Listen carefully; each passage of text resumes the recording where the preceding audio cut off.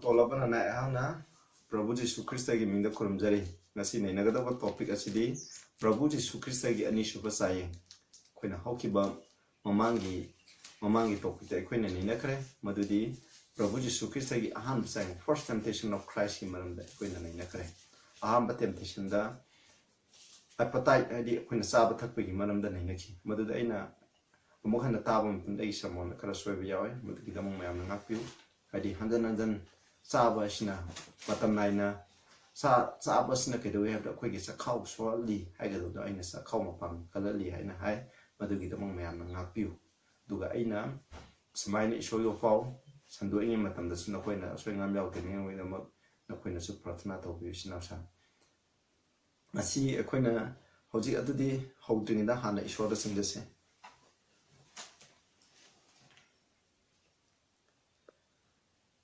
Sagada leipa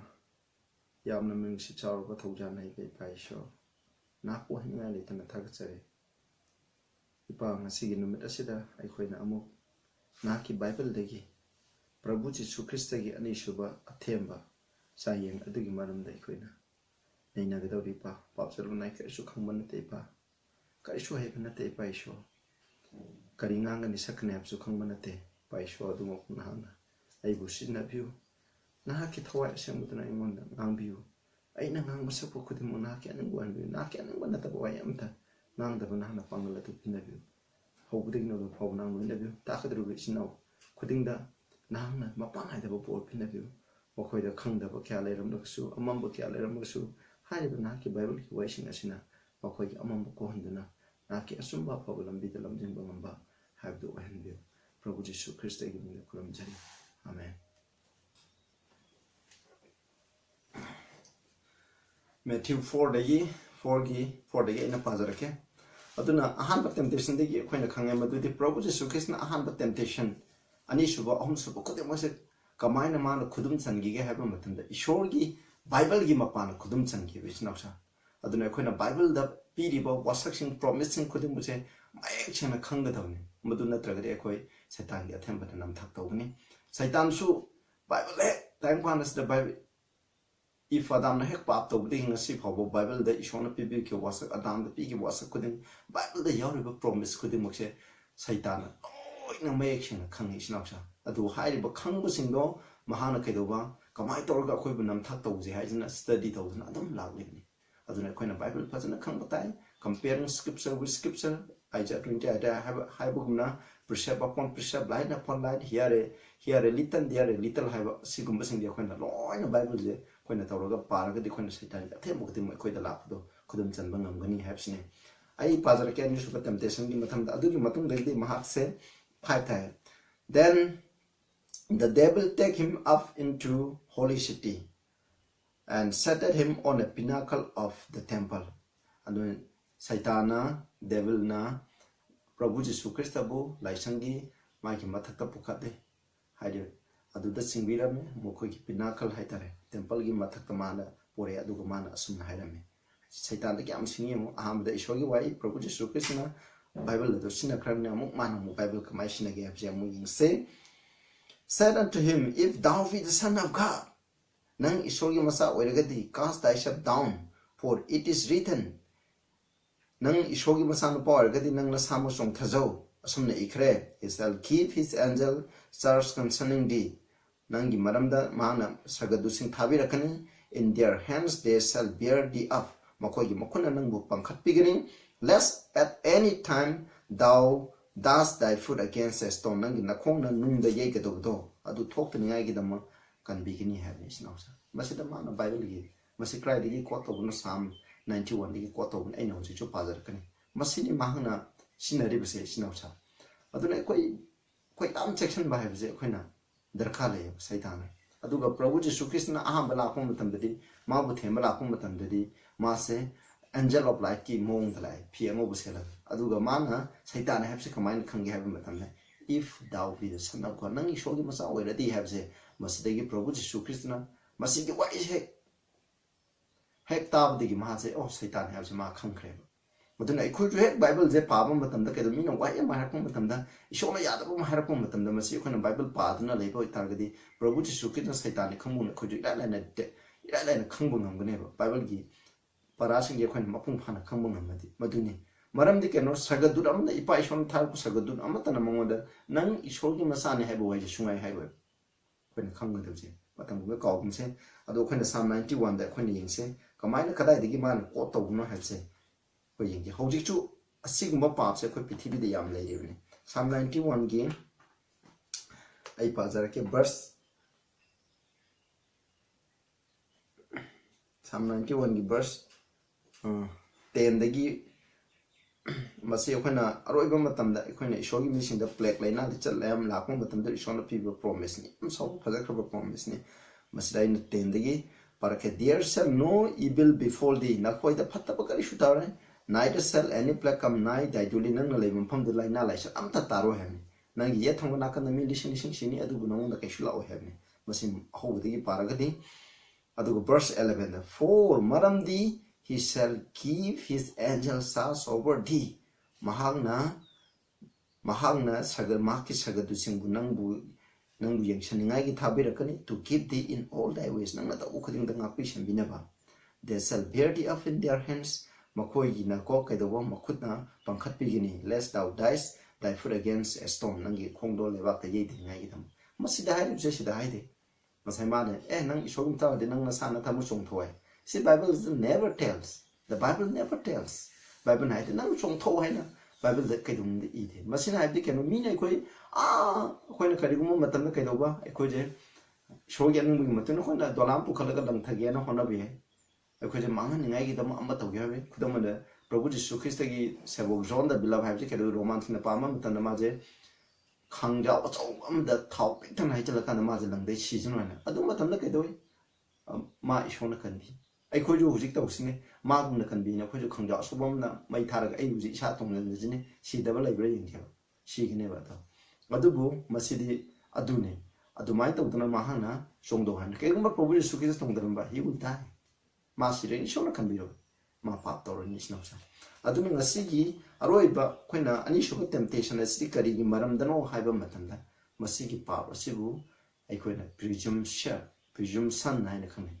khoina bhapna sajanba supposition ishona di haidaba bible di haidaba ai khoi gi wakhana law masidi yai kai de na haiba asigumba bible degi de sakhi de phangdaba bible na di ishona di yadaba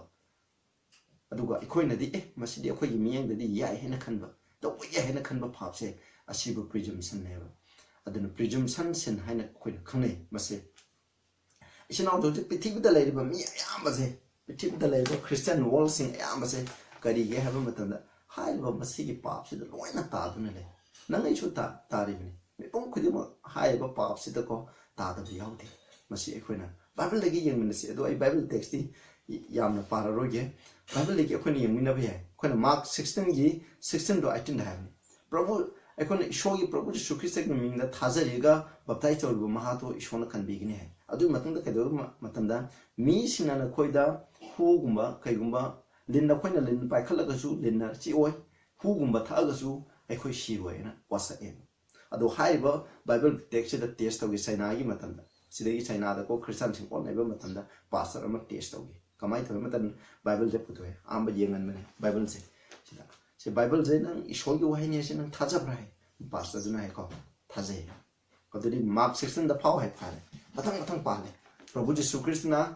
sikre have nang thaja bra thaje ma numi humni shukdan kar kya nang thaja bra thaje 16 dang pau nang adri prabhu jisu christ gi mingda nang baptize tharoba adri mahana nang bu kanbigini ma bu thaja ba du ga lamin ro nang bu kanbigini have thaja bra thaje pau matang pau pa ba adri mahana lin pai khala ga su hango lin pai khala ga su krisi tawroi aduga hu pithakpa taraga ju hu thakpa taraga su ma krisu siroi nang masi thaja bra pastor dana thaje phare adu itadi sagi moi doctor no pamna mai hui ke poraga ko hu yam sati bu do class am dai do hui do pithe hui do na magi ka da gi thong wam lan ke ba matam da ke do ba lo lan ring da ma hui ji tarasi adu da yeng nang masi thaja bra pastor na isho yu wahi da test do ni adna mana thaja de har ga di bible se aram boy mana thaja ye phare adu di nang naya katho hai ma maya le katho la ma hu do hajin bi hajale hajin ba matam na ma isho thaje ba matam da moina khudak da sigren khale adu bu khaido ba adu khudak adu da sibi de kaido pass ngasai gi pass da sibi gi mo ta khoma da sin adu matam na ngasai gi doctor na pa da ai communist sai da chu thaje ro mai gi dai mai gi base da communist da ma da thadala ga sakki adu ma ishor ma lei Christian sin krim be ishor sin asem ishor ne adu bi sinaw sa sumaina test taw da khoina du di kristu kai ti adu ko khoina hoji ai Christian ne haraga ina prarthana ta ro hu kla sama thapla ai sumche shiro ai na hoji taw si ya ba no it is impossible I will die adu mai taw ba ta de khoina presumption ne adu khoina lin pol gi matam du khoi isa na direct lin na kai su chi oi si oi na khoina hoji lin pa khoi si gi adu bu pol na kai do mai oi bi journey rom sa pai khudakta mai teng matan na mana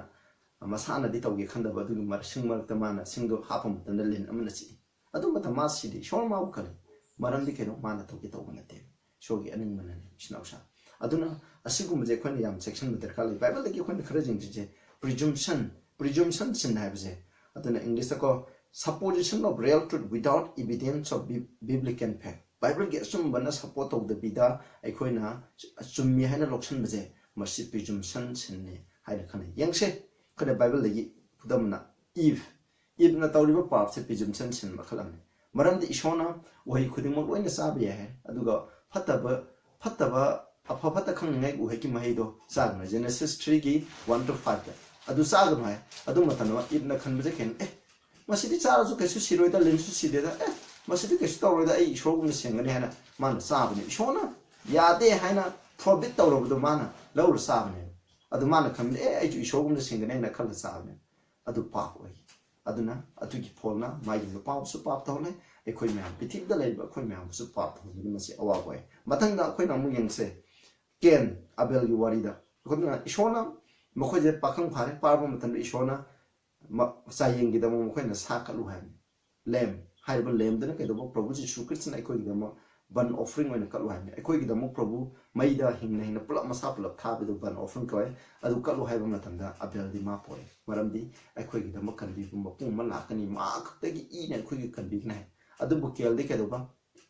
mana thabu mahi marung myam adu gi aphaba pore ai na tawri ba aphaba myam sina ko ishona ibu ya bi gani ai gi mahi marung ji loksan bi gani kan bi gani ma khale adu matan da ke do ba ma gi ishon ya loksan bi de ba adu mayam sarami ishona ha ni nang kari gi dong saw no nang ai na ha to toroma gi aphaba to toroma gi nang gi chu ishona kai khum na roi dara ha ni sina sa pol kel na tawri ba pap se presumption ne maram di ma ishona ya da ba ma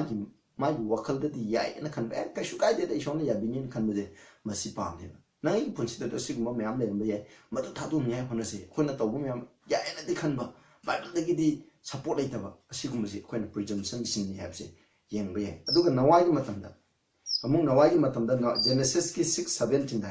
ishona kai do he matam da ishona ising ichauma puraga pithibi da le ba sa na mana masin khudi mo che loina mangal lagani have ne ising ichaw la ka mangal lagani kaning ba mi makai na akta changwa ne Genesis Mehoron gi 6:7 da khona paro ai madu man da di ten sala ro adu maina hai ne adu matam da sei cham kun matam pi adu bu nawai matam da lai ba mi sing du na kai do mamang da ising ichaw su to thok ki da ma si di nawana hai de toksin da ne ising ichaw chung la la wai khoi ising ichaw no mangal loi hai bisne mo ko gi thaja ba mamang da thok ki dri ni na amon thor isi shona hai ba adu ni shona tawgunu hai ba aikoina shona wasak ki bje aikoina shona si tawguni haina wasak ki bje de aikoina thaja da bai bje masi ju presumption ne thaja da na madu gi maika to bje presumption ne aduna nawagi matanda le be mission loin shiki marandi mo khoina sing shaw suna la kedem suna la roshi bible na bu kari mu khara wasa di shoi nam thungani madu gi maika le be bje masi pa ne ani khoina Prabhu Jesu Christ da thank you Anisuba pha to masini presumption ko de mathanda akan gi sin khona Joshua gi 7:1 da hai khona Jericho sahar je noina loi pi gramni aduna masi gi manung da lai bo posai makhaje sanga lai ba mi khudeng loi ha kadang loi ni shona sap to gramni adubu sana lupa hai jiti ko shor gi da mu kha thokram masi di shor gi la sin da pur kadam ni hai adu matanda akan ko bu pa jana kheduba anu Jerusalem thugai ba matam da mu khoina sana khara adu Babylon gi mogi phi patama ure lupa kharaga mana uri aduma batanda mi hore kanda la ka malo sale adu matanda mukhaina ai have lam du da landai mi yam ta te adu mukhai mi mayam si adu matanda kari na thi da kum matanda akana roi dai aina madu mi ho dai ne adu ne masi pa ne presumption man khan de ishon kai shu to bi roi da kai shu ka roi da masi lo ji haina man khalle sana lu pa de shogi da ma ka thok ni shor ka thok je ai khoi na ko ai khoi na sinage masi de kai shu kai de da haina shor da kat khabo por ai khoi na sinage haina isai go la nai go bu ka na ngai sinage na khan bu je masi pa ne adu mai to da ma 이젠 지금 많이 티브는 미 아무나 소비나 나이 티브면 코드 많이 티브 것이 밤 마당다 오케나 무 예무제 엘리기선 엘리기 마사 생체 개도 요한테 이쇼는 하이 아무때 있네 빵 하더니 뭐 거기 또 팟다 났다 한거 미만데 또 잡은 났다 사kat 부주 뭐게 서로 통도 방문동도 사포 보면은 뭐이도 하나로 뭐 거기 잡아 아데기 마두다 라과 이쇼 컨바 라이브 느피신이가 옥타블람 서좀 뭐이나 뭐이나 아두고 타복 좀 양도 이쇼는 하이고도 기 말때 나클레 아두가 필리스타인 시가 뭐이 란타 보면 또 그래 뭐이 아업 가비나나 디텐 까마면 야고 뭐이 하나 부톡 부진다고 모세스 김 같은 데 셈도 거기나 거기 마이테 대가는 라이 하라고도 부부도 라이 아두고 뭐이 하페 아두 pure가 뭐이 라이 아두는 칸무지 걔는 아두 레르가디 이코이부 필리스타인 싱두기 까비게네 뭐이나 타자드는 레르면 그러니까 만 이쇼기 아요 이쇼나 하베디 인다나 아두고 아그두나디 칸비기네 해나 타자 adu kedoy moment thang ma chu sigi ma pa chu splop si machine khoina ekhona ishogi mark te di thabok to ishona ya da bi thabok to adu bu ishona de sung kan bi gine haina ekhona thaja duna lebse mercy presumption sin ne bi sinausa matang da mu khon yem ji sol gi example ta kwani ya phaba presumption gi example ni aduna gilgala ni mpham de kedoy samoina hai mom matam da philistine singalan lan kana sona bani ai ki ga la kani nang leiramo aduna bali tongninga gi dama ban ofun gi dama sa purga leiramo haibni ai la kani hai adu matam da samol thindare thinda bom matam da lan sona buda ha pom matam de ke doba yen abasina khudum changre ne solna ke du ni thau sona pakhatuna ke du yem matam da sa do bali do poro bali do kala ga di sona loina bi ne na masimana kala ga mana ishora sacrifice adu hek la puga sol do thuni samol do thunga thunga hai kai no nang tawse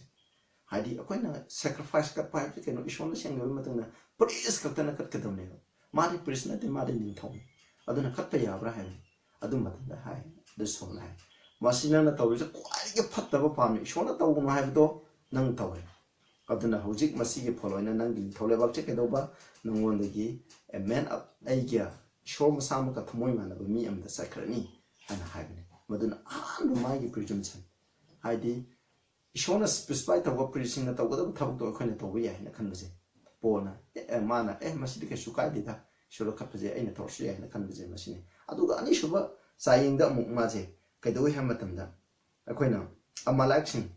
koina ijra macha sing de ijittai gi puthoro pom matam da koina na mini phuni chapom batana mo koje ijra macha sing journey kwai koina khurak ki tum moiba aduguma yengna bane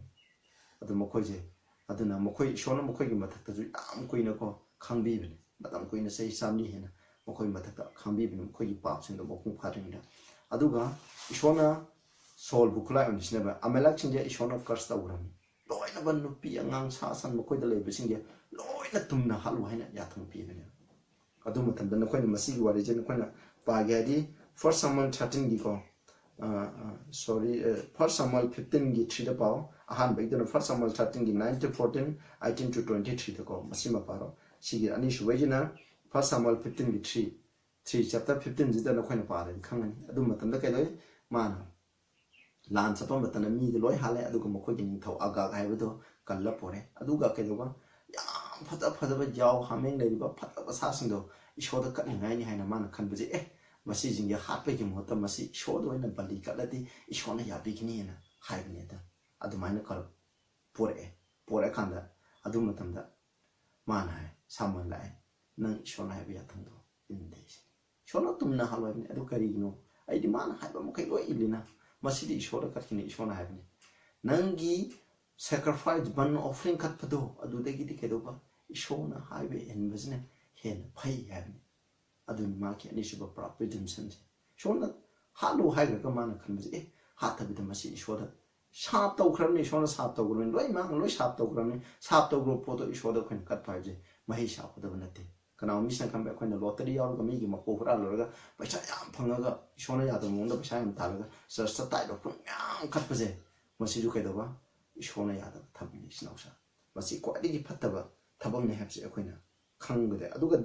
David na Goliath ke thengna lam thengla ki bse masi de presumption na the ma di shona thaja ba gi aduna thajab dong Goliath pe ira le na mai thi ba pi ba ki sinaw sa adu khoi na mu yang che khoi na khang ga da presumption na hab je masi na kai da always lead to sin masi na dum khoi je pap to ngani fat hab je na kai da always lead to obedience thajab ba ji na khoi je tang khoi ding da khoi je hai ba in da ai khoi na ching bi gini amo khoi na yang che Jerusalem destruction of Jerusalem 70 AD the mangan ba matan da kai da matan da Roman sin ko thamanga chanam khoi je surrender torong sis to mo haina surrender to ha du mo shu ya de kai da makton hai ba matan da mo khoi na isho gi Prabhu Jesu Christ bu chu mo khoi na hale adu matan da mo khoi gi promise ko cry the promise thaja gi ha ba matan da ai pa ja ke Isaiah 54 gi Isaiah 54 gi 10 da For the mountains shall depart, and the hills be removed, but my kindness shall not depart from thee, neither shall the covenant of my peace be removed, said the Lord that had mercy on thee. Ching chingi mapum hong krapa ching jao sing ching ching mapum hong krajuko aigin na koida lay ba aigin shib da sumang mang wahem. Hinko aina na koida wasak da sumang mang wahem. Asigumba promise da chajaba. Aduga 14 and 15 da khom thaiba Mama sing the Maggie massaging do, come lamp table, Mama sing the Maggie massaging the Nusibido, to call way, call to way, I do anything no we should call. No quite a kubak the hacker go, kubak me in me, and a single promise that has a do book at over. See that has a when it is on a yard of a tabushing tobose, must see when the presumes and the snows. I do Maramodana, Jerusalem temple do, Dum the monkey, Jeremiah 31 you treated so. I have loved you with an everlasting love. Shona could don't shirney. Aduna Shona Yada, but I'm power to Shona Kuban Chiduna de Gnamse. Smile the Tobse, Monsieur quite a pataba pop to me. Have seen. Aduka when a call them Bible the pity but Shona Magi mission the high in the mission the pity book. Could you say, Loina condition with film have condition I'm making a cat one people. She told the sheep on them. A quite condition though, a quite told the mission of the Canabse. A quite condition Shona people condition the quena in the Vitaco. Loina Shona Tobidani had a color, Masilan. Condition the Quena in Burma and the Mapung Hagan is now. Quena, Shona Hajaba Patna couldn't tabi in a other tabi in Nagi the Mokedo, Quena part or get together what tabi shida hai, Quena shida, sumna hai. Ayoren Yanke Aduna Probaki 15 Aitakaji. The sacrifice of the wicked is an abomination to the Lord, but the prayer of the right is his delight. Pataba Mishna Katpa Irapot. Aina pop out of them later in offering man Peter time, man Peter Sunny and in Mam Katpa. A sigma meam sing the Ketova. Shona. I don't get rejector. I do I show on the I Lagaco. I know the Paketan Lupa, Tangoju, and either Moju, I can go on the hobo pot, cut it Tangoju cut Padaco. God will cry absent. Shona Masiku Yamjabi. Mam cut them. Pop the way in the cop. Mam Talu Fral Talu, Mam cut the door. Shona Quedia PD have seen Masi Kautu. I do Proverb 18:9 that's 9. He that turned away his ear from hearing the law. A coin shogi lona hybse, shogi lona hybse in Tada Vida. And go Tada Vida, a coin even Tada Vida go, even his prayers shall be abomination. Shogi lona Bible that out of the 10 commandment hyper, Masi Tada Vida. When Masi one of the never the tower when they show on the show, I was on you go copy and a partner of the Kumadu partner that shown quite good 7. Nang I shogi, Myopta, Shona Yada, but Tabuking Toroga is shown the board, give them a show able board people, I even give them 2 shag them board people and you say quite the goods of a partner. Shona the tabu. 66 Sam 66 I think if I cut iniquity in my heart, the Lord will not hear me. I Tomoid and a pop to Lega in a hijab personage from Sudan, Masika with them. Aduga Roy Quaki procession, Quaki Christian, Petib the labor, Kudimapuko, to her labor quality, Chaubuko, Sidako, Sidako, the most deceptive and dangerous presumption of the Christian. Why couldn't think of quite enough Tauba, pops in the Carino have the Queen Shama. Then masidi ko ahamda Prabhu Jesu Christ ko nda thazaradi aikoina isogi man haibe indrasu yare isogi lona ngaktrasu yare Prabhu Jesu Christ thazaradi aikoi pap tawrusu aikoi Prabhu Jesu Christ thazaradi aikoi sarga salani man haibe indrasu aikoi mi bu mateng pangira pangwara aikoi huram mi oiger oirer aikoi sarga sakna habje kwadi fatal deception ne kwadi tamthiba namthaklamani masi aikoina thazabaje thabak yaudaba thazabajine aikoi bu kaidom munda kamu James 2 ki 14 aikoi pabiu aina piriba text ai huji pabai matam leite aduna na aikoina pabiu James 2 ki 14 aikoina thazabje thabak yaudaba thazabajine aikoi munda kamu true faith always lead to obedience asayang aikoina Prabhu Jesu Christ munda leidi man haiba loi ilakani aikoina Prabhu Jesu Christ na course sibigre na sumna maming tegi thazan baibse masina de aikoi kan biba ngamoi sinausa aduga James 2 ki 17 aduga 26 faith without work is dead. Thazaba thabak yaudab thazaba asibane asiba Christian ekoju Prabhu Jesu Christ ngonde thaje harki indabase mai matung indaba man salamba lambi du sattabase masi kedoba masi nam thamni sinausa kwadi asibane masi ne khoi kedong da khalo chi pichi bi lai ba mi ayamse masi gi matung induna satlibni masi Bible dagi Prabhu Jesu Christ no thajar de ai ishona habi indaba are habse Bible dagi text sama pi ngambra Bible na support obra Bible na support of the basic muti saliba miam norok sakada missing ya masini masina ya maran sakni sinau sa aiju nang aisu adugum missing adu maning do orete masi chumbra na brab che Bible pala ka thido thido minase thido kodamne aiju thido kodamne nang thido kodamne masi akoina kawgumse adugo mathangda mu kwadi hujin nam tha oribse Prabhu Jesu Christ na cross sebi ki ba asina shogi ya thang tara je muthat kare mangan kare shogi ya thang tara mangan kare aduna Prabhu Jesu Christ na aikoi yam nungsibani na kaidoba aikoi magi law je ngak bagi darkha leitare Bible da haibi ki matuna law ngak pun aikoi arang kubam thangaro haina maina haibire masi aram ni sinausa koina Prabhu Jesu Christ na aikoi na adu ai taragadi koina Matthew 5 ki 17 to 19 ai parore haire Prabhu Jesu na ina tang panda law thugai ba mai chok sina iramba Old Testament da Bible ki mai chok sina iramiba aduga isogi wan jathang lok ten commandment je masi mangan ba lakpana te thungan ba lakpane ceremony lobudi mangkhe bududi chum aduga sida mu ekona John 14:15 if you love me keep my commandment nang ai bunung sida de agi yathang sing au for John 2 ki 3 to 5 time ni kana gumbana ekona iso khang ba si keno isogi yathang apni kana gumna iso bu khangi harga isogi yathang indaba missing ka masin thibini hai sinapsa aduga for John 5:3 that for this is the love of God that we keep his commandment. Aikoi ni shonung shep si command utkani. Magi athang dung ngakani. And his commandments are not grievous. Grievous adi ha haiba. Ha haibdi aikoi na ngamdaba. Kun oithokdaba ngakma ngamdaba haibdu haideba. Aduga Romans 13 ge aitu love is the fulfilling of the law. Nungsibdo aikoi na saina Prabhu Jesu Christ bu nungsiba lairagadi man haiba makai lo ingani. Ten commandment haisi keshunati.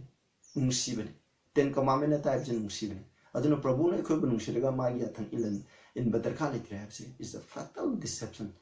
kwadi tamthiba mitung khudima Christian khudima puko pichid da laiba Christian denomination ayamba kanko including some most of the seven day Adventist yauna pithibi da laiba Christian mayam asibu nam thak to bibse masine sinausa taseng na Prabhu Jesu Christ bunung shiragati mana haibe imam thai nangsu aina mana haibe ingdawne aikoi pangan adi masi lo ya thang in bujing amo aikoi na Prabhu Jesu Christ ngonda la akanda ko aikoi na magi nungsiba du gi mapana aikoi bu kan bibani lo na khoi kan bibu ngam nate Prabhu Jesu Christ na kan bani man kalam batungda thawai sang pi re mapana aikoi na lo je ngak pung ngodamni masi aikoi na kawai dabani aduga aroi badana keno ge da hauji kangi pithib da laiba Christian ayam je keno pastor na reverend na bishop na makoi na ngangadi makoi na haibudo Bible the people clear evidence Bible the people text pada text nge asi gi wangda pastor aduga reverend sing ne haiba mission duna haiba induna makoi gi wa budi Bible gi wa da gi makoi gi wa na hena moroi makoi na hair gadi are hena Bible da pa da bida na da bida makoi na amkha illers ali mission che kwadi gi nam thak ne masi aduga mission adu kai do ba makoi norok ta loin sakani sinaus Bible gi matung na haiba na thragadi kana gumna Bible gi matung na haidraba Isaiah 20 da habdo akhoi Bible gi matung da kana mi na khoi ta takpi da ba tambi da ba di ko akhoi masi loi da ne adu bo hoji pithib da chal ne pastor man high grade loi reverend man high grade loi bishop man high grade loi hai na chale leader sing da khoi na habdu gi matung da chale ba adu ni sidai da adu bo Jeremiah 17 gi 5 ta hai ko mi da thajari ba aduga mi da mkhoi gi nga sapum oi di ba mi thajaduna mkhoi gi akhoi dependence oi ba mi sing do shona sapum bane if you still trust in your pastor ai ko nang ai gi pastor ko khoi thajaduna mkhoi na abdu gi matung ne chatuna le ba akhoi sapum ba mi sing snausa mkhoi na hai do parents singum na x17 da da mkhoi na kai do ba mkhoi na hai do gi matung na hai bra na yengma pa do du me khoi hojik thi ba matam hai bu khuding ai na hai bu khuding mi na hai bu khuding pastor no gira masi bible gi matung na hai bra hai da bra che khoi na yengba have se yam darkar ore aduna Matthew 15 gi 9 da do Jews singi scribes sing rabbi aduga mkhoi gi scribes sing pharisees sing na kai do ba mkhoi na piba ya thang sing mi gi ya thang sing ado adugi aduna isho ya thang sing adu da gi hena moru oi na tak pdo hojik akhoi gi matam sida tawduna lai na sina aduga aroiba wadi dangerous oi je mishina yam pastor sing protection person tapi je sabati no need to keep the 7 day sabbath then commandment gi force suba commandment je masi akhoi nga ngai da ka litre habsi aduna Sunday akhoi nga kadam Sunday nga akhoi na saga chalami no bible legi akhoi na bible legi text am da pibu nombra 7 day sabbath che ai ngasi na khoi da challenge saudi ta mi khodi Bible legi text ama kadang piu ai text ani khang ni ge amana Sunday first day of the week che ishona chengdo e bor pibu no min ha ji text ama pi ba aduga sabbath che Saturday legi Sunday dai hong kra ba Bible gi text ani khak pibu matam da ko ai gi lai ba property lai ba myam je ai na khoi gi on khodak to on no no khoi ngam bring ai challenge so masi Bible da amat ta yaw ti sinau sa yaw ro di pibu yaudi adubu ngasi di mi singna kedoba ishona bor pibi khraba ishona potha bi sabat ki mota ujiti numajin inte indu to satu le sinau masi bible legi support over di to ai koi baptist oina pokuni baptist oina signi I born as a Catholic I will die as a Catholic I born as a Presbyterian I will die as a Presbyterian haina le shona haibna thaba ishona haibi ai ishona bible na haibi ki matung na ai signi bible na haibi ki matung na Prabhu Jesu Christ na haibi ki matung na ai hingani signi haina adumai tawrdi phab adu gi mota akoi gi pai pusina chana rakphani khangda dana mokoi di laibne khangda dana mokoi na tawgi da khoi ju khangda balambi du da nam sakni ai nam signi haina le masi fatal deception is now sa adu no di aroi ba matam da hingba Prabhu Jesu Christ na ani subala ai mamang da ibe khoi yam section ma matam ai ni aroi ba apil di Prabhu Jesu Christ bu thank you ba ani suba temptation de kwai gi tam thi ba masi temptation ma khalamne hojing mi ayam je masi gi nam thap da ta le aduna aina aroi ba haning madi anything without biblical evidence or proof is presumption Bible na support tawdana ko ekoina illiba Bible na di yadaba adu mi sing na di haiba Bible gi support tawdabai ekoina chanari ba ngang masak boiru tawri bu khuding mche masi pa mi habsin adu kana mi sing na ji sa bse ko yar ishona sa khuding lo sing dokre Bible lagi text am piu no piu achi gu sing Bible na yadaba adu ba khoina di tawba mi sing na tang pan na di yaba Bible na di yadaba achi gu sing khoina tawgum si habsin snausa adu na hoji ekoina punam na ju khoina tongan ma denomination yarom be ekoi church na takpi rib je masi chumbara lambara Bible lagi oibra habse hoji paraga thiduraga chumbu thiraga sapam matam snausa ekoina chumbu gi matung na Prabhu Jesu na salam lambi adu satpa tarak ti shona khoi bu kanigini hayeng mikap tholopa matam da ko khoi nam tha norok ta leba mi sing do oibun sia se ai apni na khoi aina habsi gi matung na Bible gi matung na khoi chakkena lepra lebla ta di shona na khoi bu bo bi bo shona ina suna khoi na ta chege sagada lebe pai sho yam thaga sare ekoina na ki Bible degi khoina na Bible na di yada ba du boy khoi gi miyeng da di khoi mi gi miyeng da di ya na khali ba pa mem presumption sin na bese ekoina ipa maside ki khoi kan thopiu khoi na tori bi sing ase Bible gi matung na ra inda praham se khoi sing asi ko ni maside gi thidok ta du ne do thira le pa khoi na sat pangam ba pa hin bi pa samona se bata ni pung khun ju na ki thawai na sopi dana thawai chang bu dana chimbi na chumbalam bi dana jimbi Prabhu Jesu ni khoi de amen